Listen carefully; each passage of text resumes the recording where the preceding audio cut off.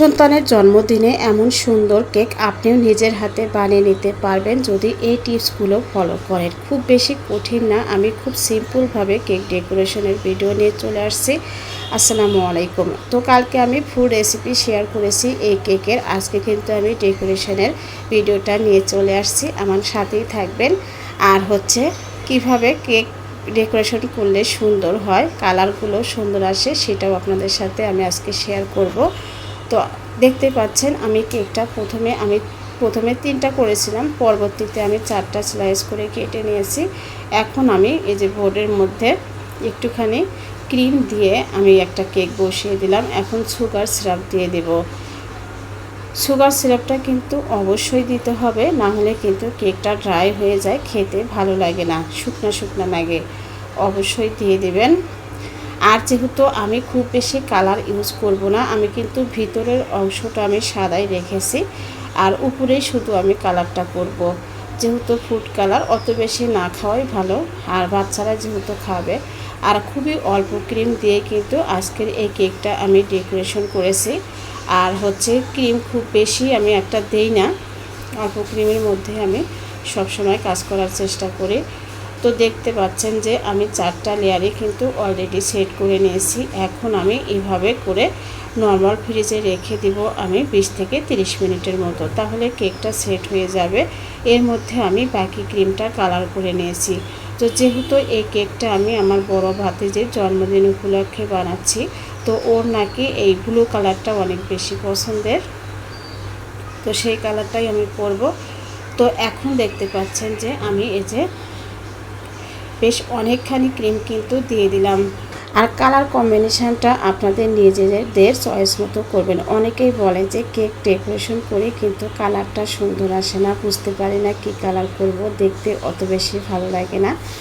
আপনি ধরেন যে আপনি একটা জামা কিনেছেন পিঙ্ক কালার, তার সাথে পিঙ্ক কালারের সাথে কোন কালারটা ভালো যায়, অথবা রাস্তায় দেখেছেন একজন ব্লু কালার একটা জামা পরেছে অথবা হোয়াইট কালার, তার সাথে কম্বিনেশান করে কি কালার দিয়েছে, কালারটা কত সুন্দর লাগছে, ওই বিবেচনা করেই আপনি কেকের এই কালারটা নির্বাচন করবেন। দেখবেন কালার যদি নির্বাচন ঠিকঠাক মতো করতে পারেন, আপনার কেক অটোমেটিকই সুন্দর হয়ে যাবে।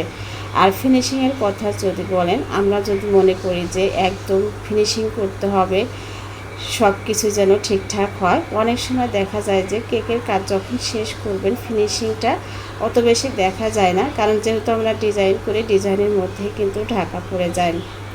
তো এখন দেখতে পাচ্ছেন যে আমি এই যে ব্লু কালারের সাথে নিয়েছি হচ্ছে গোলাপি কালার, আর ব্লু কালারের সাথে গোলাপি কালারটা কিন্তু খুবই ভালো যায়, গোলাপি অথবা বেগুনি। তো আমি এই যে পাইপিং ব্যাগের ভিতরে কিন্তু আমি 2টো কালার নিয়ে নিয়েছি, আর খুব বেশি কিন্তু আমি নজল ব্যবহার করি না। আর এখানে আমি কিন্তু নজল ব্যবহার করেছি মাত্র দুটো নজল দিয়েই আমি কেকের এই ফিনিশিংটা এনেছি। আর নজল যে খুব বেশি লাগে তা কিন্তু না, এর মধ্যে কিন্তু আমার পাইপিং ব্যাগটা ফেটে গেছে, তারপরে আমি অন্য একটা পাইপিং ব্যাগের মধ্যে ভরে নিয়েছি।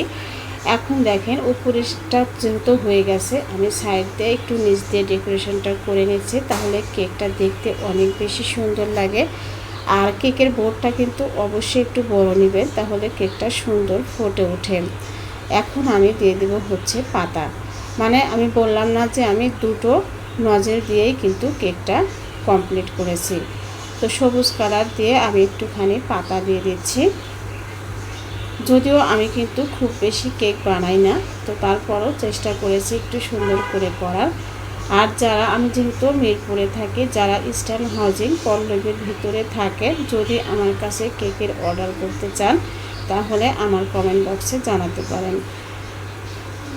তো এখন আমি নিচ দিয়ে আরও কিছু পাতা দিয়ে দিব, তাহলে আমার কেকটা কিন্তু কমপ্লিট হয়ে গেছে। আজকের কেকটা আপনাদের কাছে কেমন লেগেছে জানাবেন। আর কালকে নতুন আরও একটা কেকের ডেকোরেশন নিয়ে আমি আসছি, আশা করি আমার সাথে থাকবেন। ওটা কিন্তু অনেক বেশি সুন্দর। তো ভাতিজির বার্থডে চলে আসছে, তো সবাই মিলে কেক কাটবো, সবাই বেশি বেশি দোয়া করবেন যেন আমার ভাতিজি মানুষের মতো মানুষ হয়। আমার চ্যানেলটা সাবস্ক্রাইব করে সাথেই থাকবেন নিত্য নতুন আনকমন রেসিপি পাওয়ার জন্য। ধন্যবাদ সবাইকে, আল্লাহ হাফেজ।